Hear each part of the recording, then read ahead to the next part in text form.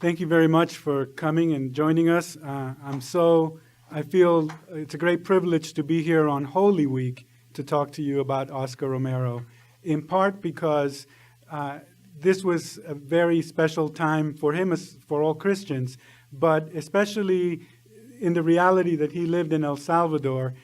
There is no other time of the year that marries two apparently contradictory things as are suffering, intense suffering, and liberation, meaning redemption. And those two things come together in a very crystal clear way during Easter. And as a result of that, when Oscar Romero when he was made Archbishop in February 1977, in his first pastoral letter released very soon after he was appointed, it was called La Iglesia de la Pascua, which translates most accurately as the Church of the Paschal Mystery, but it's also translated often as the Church of Easter, because that's the church that Oscar Romero wanted to inculcate and to promote. It's also, I feel, providential to be speaking to you in the run-up to the canonization of the great Pope John Paul II. And I thought that I'd tip my hat off by beginning this presentation by showing you some pictures of Pope John Paul II's first visit to El Salvador in March 1983. This was a wartime visit. It was during the beginning of the Civil War in El Salvador, a shooting war. And I was amused last year when people were scandalized by the fact that when Pope Francis was in Rio de Janeiro, he was in a small car, and he went into a crowd of admirers, and people were saying, "Oh, how irresponsible that they should let the Pope be, put in such grave danger by being put into an adoring crowd." But that, if you want to see real danger, you're gonna enjoy these photographs. Here is the Pope arriving in San Salvador Airport. Obviously, the first Pope to visit El Salvador. In this next picture, you will see John Paul in the Pope Mobile riding through the streets of San Salvador. Obviously, a poverty-ridden, war-stricken society, very poor country. When he was in the Pope Mobile, Pope John Paul asked his handlers, the people that were escorting him, to take him to the grave of Oscar Romero. Now, this was not on the agenda. The Pope was only there briefly. He was there for an afternoon, basically. It was in the middle of a war. And the government had told the church that they did not want the Pope to go to visit Romero. Under the heat of the moment, the Archbishop, the then reigning Archbishop of San Salvador, had fainted. He passed out because it was very stressful. You can imagine all the tension. And the only one that was around was the auxiliary bishop, the youngest auxiliary bishop in the continent at the time. I think he was in his late 30s. And of course, the Pope tells you, "I want to go off tour. You're the auxiliary bishop." You say, "Yeah, let's go." So you will see this next picture. You see the streets in front of the cathedral are completely deserted. No one expected the Pope to go there. And in fact, the church was locked up, and they didn't have the keys, so they're like scrambling, looking for the keys. In this next picture, you see that by the time they find the keys, people have started gathering around. And in this next picture, you can see the Pope walking down the deserted central nave of San Salvador Cathedral.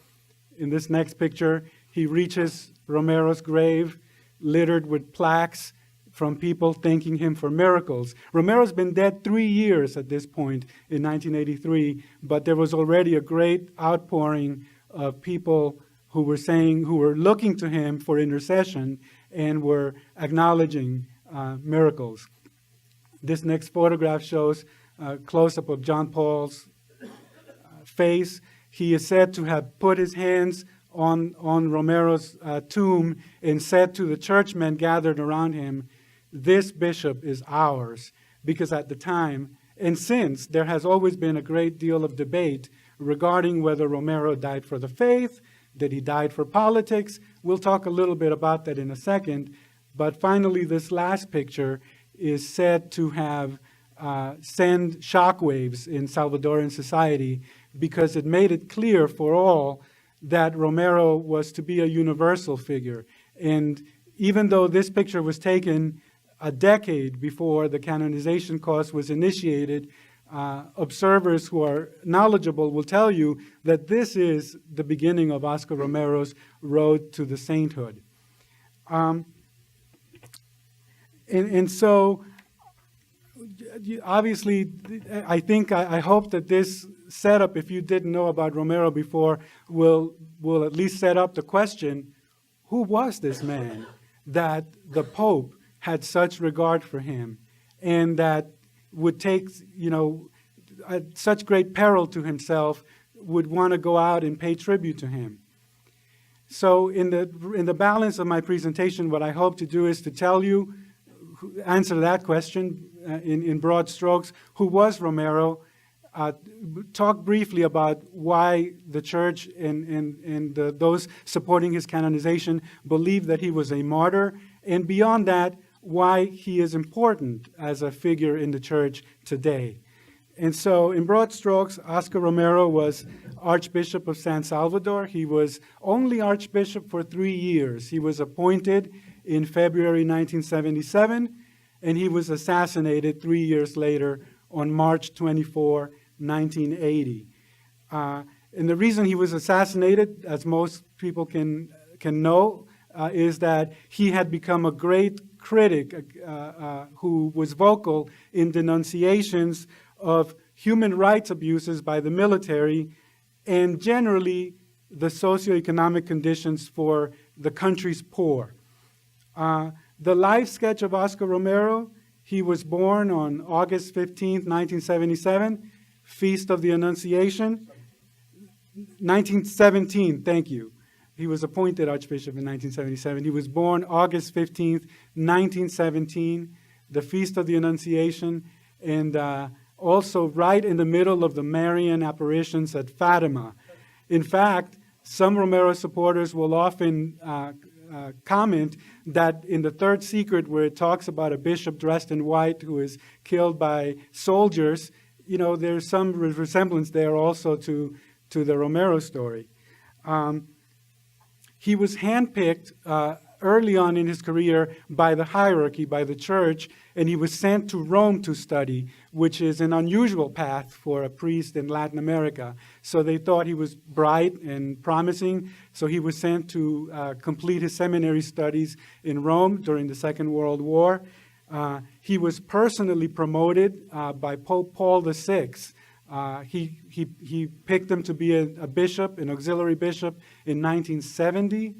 Then he gave him his own diocese in 1974. He appointed him to the Pontifical Commission on Latin America in 1975. At the time, Romero was the youngest member of that commission, and he appointed him, obviously, Archbishop of San Salvador in 1977. And on a number of meetings when the Pope Paul VI met with Romero, he personally encouraged him to study the social doctrine of the Church and to apply it.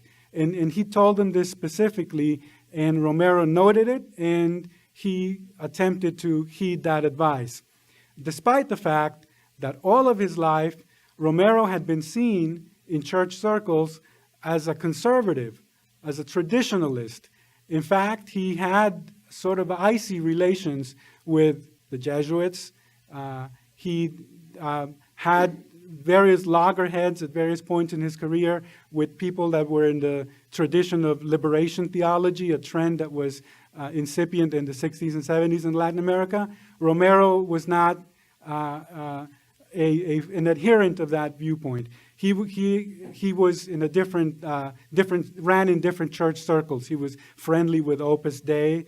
And when he was appointed Archbishop, many in the church who thought that it was necessary to have denunciation and outspokenness on social issues, were very disappointed that Romero was going to be Archbishop.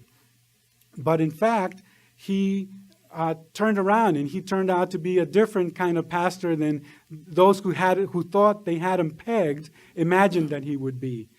And in order to understand that change that happened when Romero was appointed, I think it's important to understand what El Salvador was in the 1970s. El Salvador, you can be forgiven if you are not able to find it on the map. It's a tiny country, very small country in Central America. In landmass, it's comparable to like the state of New Hampshire, for example. In population, in 1977, El Salvador was just north of Orange County in total population, about half of what LA's county's population would be, about 4 million in 1977. But it has been said that El Salvador was a bit of a microcosm. In Salvadoran society, you could see the trends that were playing out in the greater world sort of playing out in El Salvador. What was happening in the 1970s? The Cold War. The United States facing off against the Soviet Union. What was happening in El Salvador? Civil strife. A U.S.-backed government facing off against insurgents that were being financed and backed by the Soviet Union and Cuba. And as a result of that, there was a lot of attention in El Salvador. You could read about El Salvador on the front page of the New York Times and in other leading publications in the West because it was crucial to that conflict.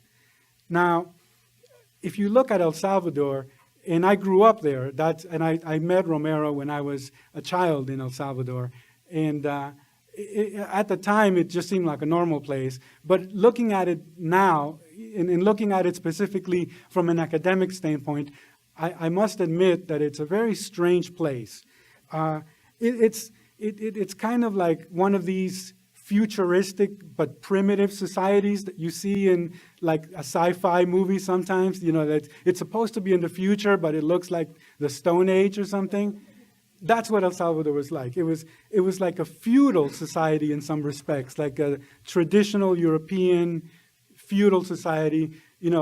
For example, just to give you a couple of statistics, the top 6% of earners, the richest 6%, made as much as the bottom 63%.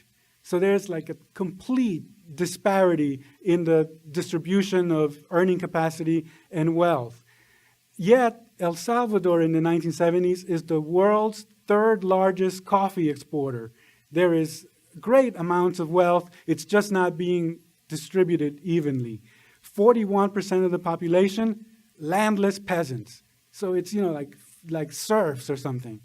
They're day laborers, they're seasonal workers.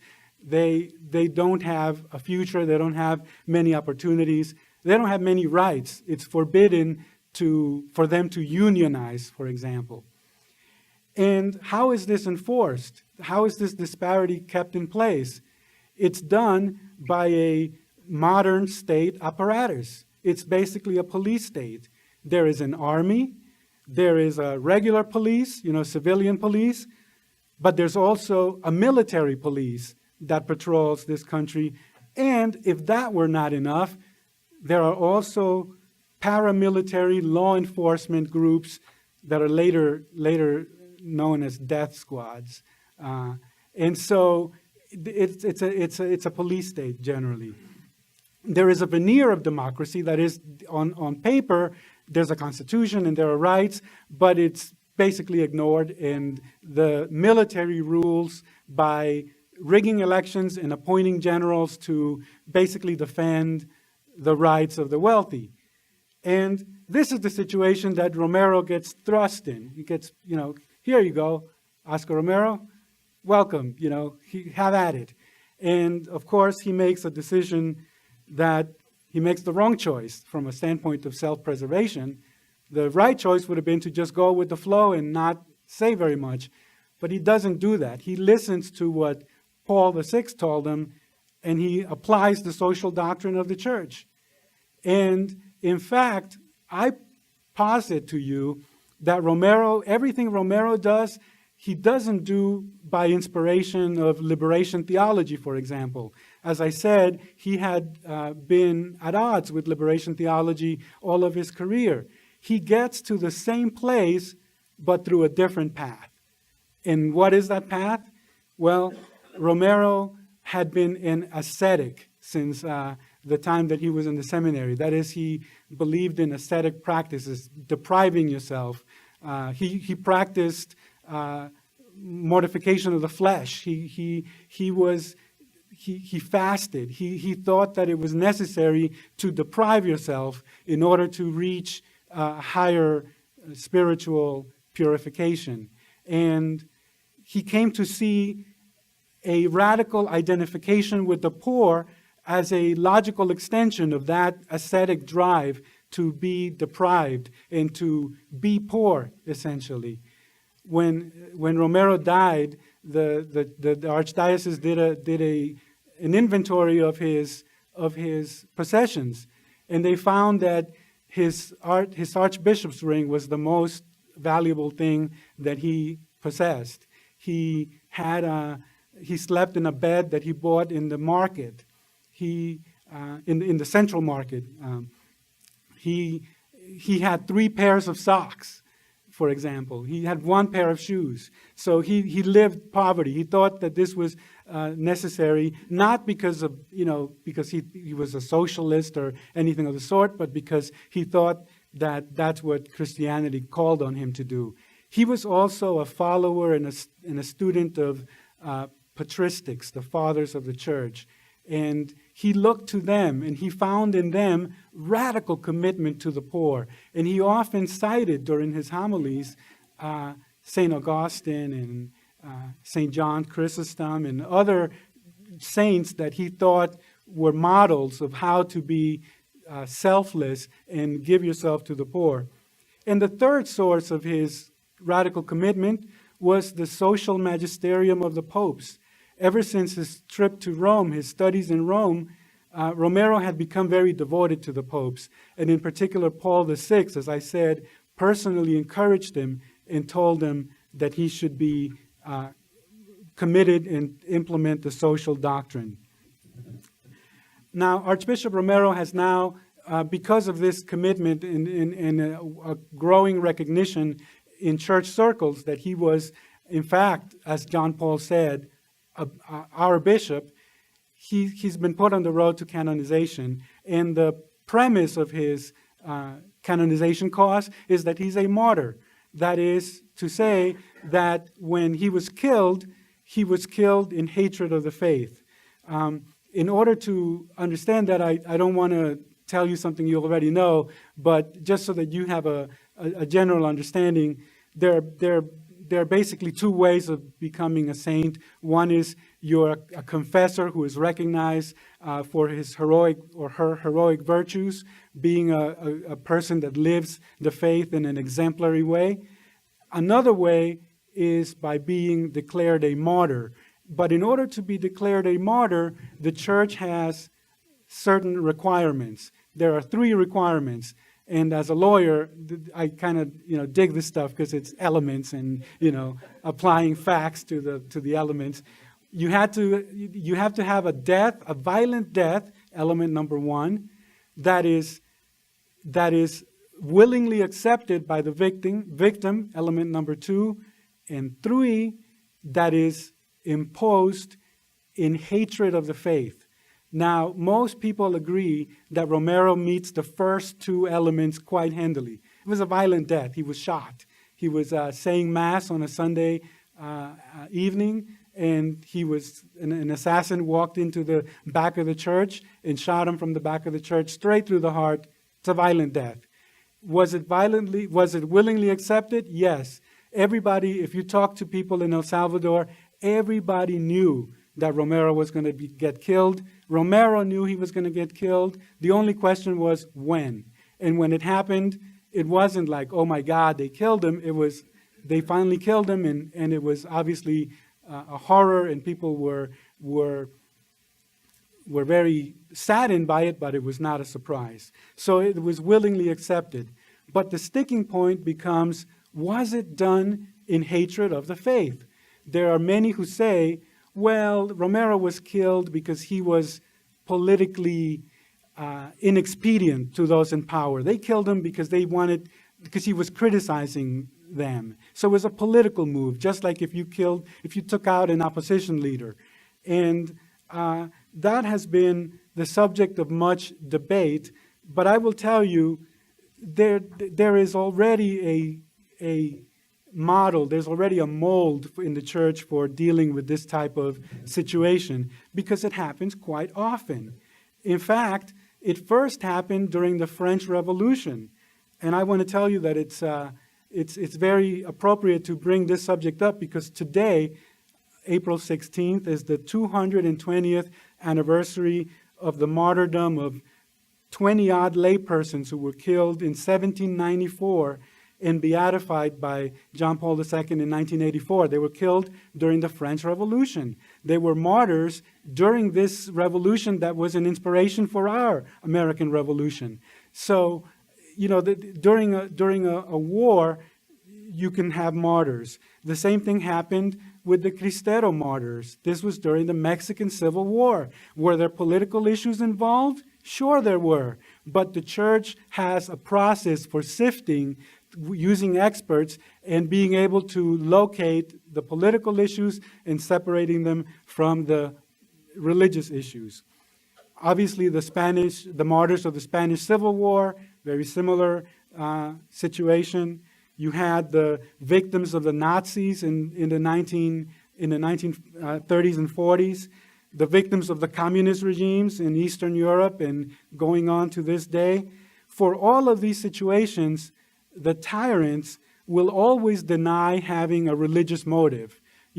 Just like today, you can say that you can go around the country and you will nowhere find a sign that says no blacks allowed. But that doesn't mean that there's no racism. It could still be hidden. And the same thing happens with anti-church animus, Christian animus.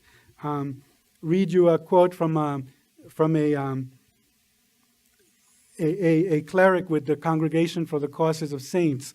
This was Father Ambrose Ezer, who was Relator General of the congregation. He said, and I quote, "The modern tyrant is very sophisticated."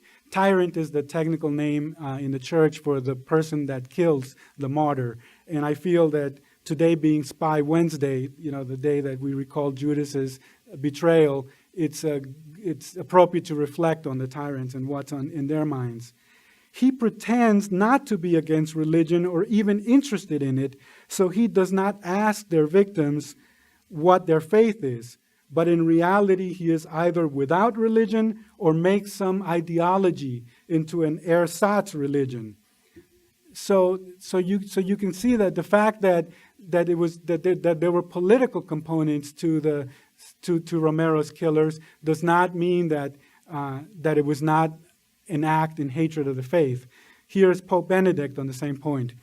Here Pope Benedict is talking about modern martyrs. He says, "The motive that impels them to martyrdom remains unchanged, since Christ is their source and their model. What has changed are the cultural contexts of martyrdom and the strategies of the persecutors that more and more seldomly explicitly show their aversion to the Christian faith or to a form of conduct connected with the Christian virtues, but simulate different reasons, for example, of a political or social nature." So that's what happened with Romero. The killers, pretending or simulating a political motive, were in fact acting in hatred of the faith, because Romero was inspired only by the faith. And if it were not enough to look at what Romero's inspirations were and what his life story was to know that, look at how they did it. Look at how they killed him. They walk into a church while Mass is being said by the Archbishop, and they shoot at the altar. And not only that, but they shot Romero during the moment of consecration, which is the most sacred a time of the Mass. At the same time that this happened, it was known in El Salvador that the same people that killed Romero would go into churches. In one case, they went into a village church and they went up to the tabernacle and they hacked it with a machete, and they opened it and they strewed the consecrated hosts all over the floor of the church and stepped on it and kept the church in this condition for a week.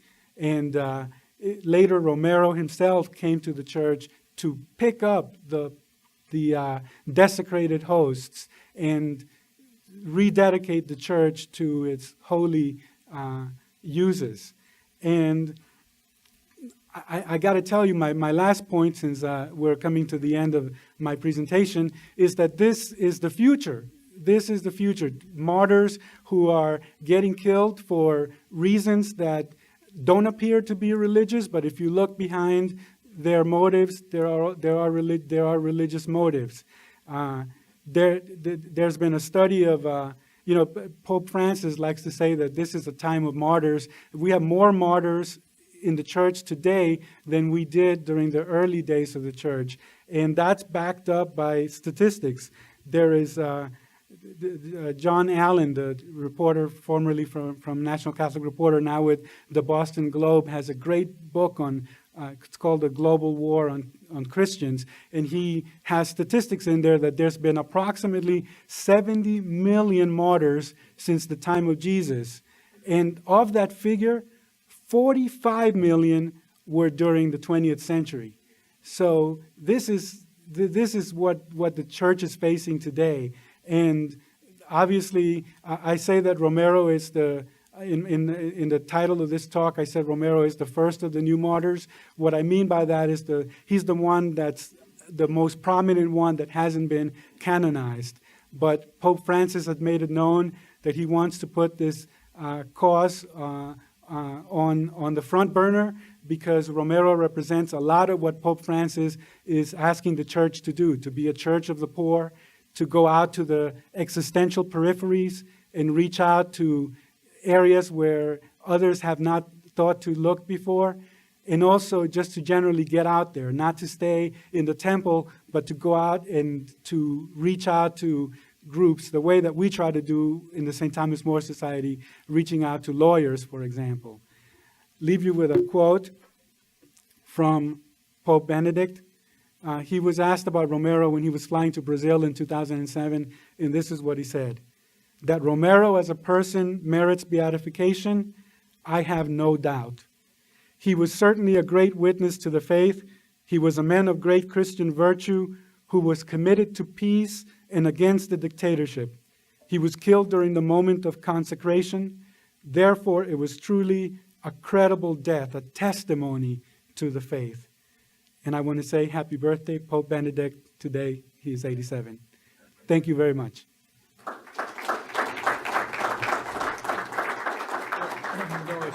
As always, we're going to give you a copy of our patron saint's biography, A Portrait of Courage by Jerry Wegemer. I'll give you that with a little inscription on it. But I want you to stay up and answer some questions. I know it's almost 1 o'clock, so if any of the judges need to leave, please do so. But in the meantime, a couple things. I learned a lot about Archbishop Romero when I visited Nicaragua several years ago, visiting some family down there. And Romero is just so well esteemed in Central America and South America. He's a hero down there, and I learned more about him. There's a biography called, I think, Memories in Mosaic is when I learned it. And I want you to explain a little bit more about his transition from being sort of the high church type guy when he came in to a man of the poor. I thought that'd be really edifying. And then maybe a little bit about his radio addresses that were so powerful during the turmoil that then culminated in his assassination. So with that, we'll wrap it up here in 15 minutes, but anybody has to leave, please do. And thank you again for coming. It's great to see you here, and especially the judges that have joined us. Archbishop Romero, as I said, was selected because people thought he'd be a safe choice. But when he became Archbishop, he very quickly, within his first within his first sermon, made it known that he was going to side with the poor. And he had no choice, because after 2 weeks after he was appointed, one of his best friends, a priest named Rutilio Grande, was assassinated. And Romero knew that Grande, he knew him personally, so he knew that Grande was not an agitator, he was not, a communist or anything like that. And so Romero hearkened back to his roots in the church. When he was a seminarian, he heard Pope Pius XI say, "The church tries to steer clear of politics, but when politics touches the altar, the church responds." And Romero, when they killed Rutilio Grande, Romero felt that politics had touched the altar. And so people say that when they saw him speaking at Rutilio Grande's funeral, they could see a man transformed. He was speaking as though he was possessed by the Holy Spirit. He was not thinking politically. He was not thinking what's the diplomatic thing to say. He was saying what he thought needed to be said. And as a result of this, there was a great response, immediate response to his sermons. It reminds me, to be honest with you, of the impact that Pope Francis had when he arrived, in the sense that when Pope Francis arrived, no one knew who he was. People were like, "Oh, Bergoglio? Who is he again?" And, that he had no track record. Same situation with Romero. He was not a known quantity. He was like a dark horse. Yet, when he arrived on the scene, within a month of his appointment, he was a sensation. And I can tell you that because I was there. I remember seeing his picture in the paper when he was appointed, and I remember how all-encompassing a figure he became for the church in El Salvador. And what Greg was saying about the power of his homilies, you will hear this. If you ever watch a Romero documentary, there's like 100 versions of this story, goes a little something like this. You could, at 8 a.m. on a Sunday when his homilies were on, you could walk across San Salvador in the street, and you would hear Romero's homily uninterrupted, because you'd hear it in every transistor radio. You'd get on the bus driver would have it. You'd take a cab, the cabbie would have it. You'd hear it, window to window. It was that powerful. It was completely silent. Crime dropped, everything. And he would, and his homilies were not short. By the end of his archbishopric, he was going into like a 2-hour sermon. The sermon itself was probably about 45 minutes to an hour, but the whole service easily lasted 2 hours. And the reason that he was seen this way is because the poor reacted to him. They saw him as defending them and their interests. There was a trial in the United States in absentia, a civil trial in Fresno, 2004, that found that adjudicated civil responsibility for his murder, because there's never been a trial in El Salvador. And the judge, a Republican-appointed judge in Fresno, found that, as a finding of fact, that Romero was a defender of the poor, that the poor looked to him as a source of protection, and that when he was killed, they felt exposed. They felt threatened, in danger. Today, the human rights prosecutor in El Salvador likes to say that Romero was the first human rights prosecutor in El Salvador because of his actions and the steps that he took. Yes, sir. You're saying that his basic transformation came because of the assassination of Grande. How was he killed? How was Grande killed? Why was he? What was the charge? Or was he just shot in the back the same? Or what happened? Thank you for the question. It's a great question, and there's not a simple answer. Most observers have said yes. Grande got killed. That opened up Romero's eyes to what was going on in the country. Grande was a rural priest in San Salvador under Romero's ministry.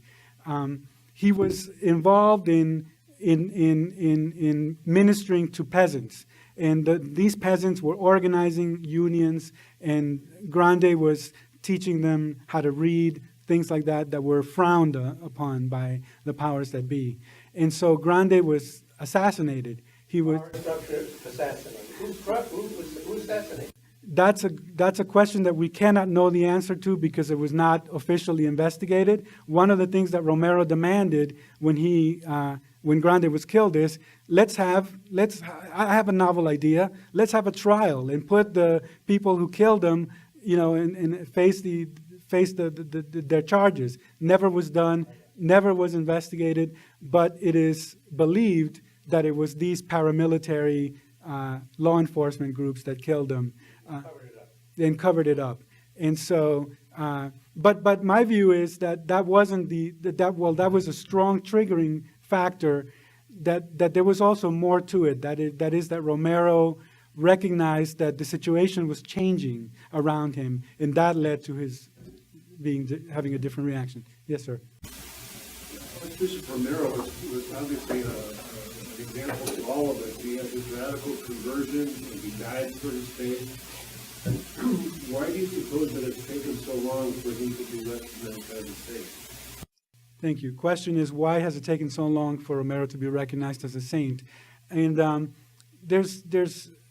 my view is that it hasn't taken that long. It's been 34 years since he was assassinated. If you look at those other examples that I cited, the Cristero martyrs, the Spanish Civil War martyrs, and so forth, because of the issues having to do with the historical analysis you have to do in order to make those determinations, it takes usually about 60 years for those types of cases to be resolved by the church. In my view, in Romero's case, they moved quite fast. In fact, especially the early portions of the canonization cause moved along very rapidly, but they got bogged down a little bit. But the reason is that it's a tough issue, and there's a lot of passions. There has been, I'll be frank with you, opposition, even within the church. There are some people in El Salvador, especially, where there was a lot of polarization around the time, as you can imagine. There was a civil war, after all. To some people, Romero was an agitator, someone that was fanning class hatred, etc. But obviously, those who knew who he was and why he was acting know differently. Make one more comment. Yes, sir. Maybe it could be faulty memory, but I distinctly remember a picture of him leaning over after he just was passing the Eucharist, and as he came up, as he was distributing the Eucharist, that's when I thought, because he fell forward. No, that as I recall, that's the way it was portrayed in a movie. I think that's where you may have seen it. The actual assassination was not videotaped; it was audio taped, and soon after the shot fired, there were pictures taken, but there was no film. Father, you had a question? Carlos, do you know much about how he was treated by some of his brother bishops? There was a lot of controversy around that. Do you know much about that? I know a little bit. I know that there was a lot of division in the bishops' conference. There was a time when there was only one bishop in the entire bishops' conference that was friendly to Romero after what was seen as his conversion or his turnaround.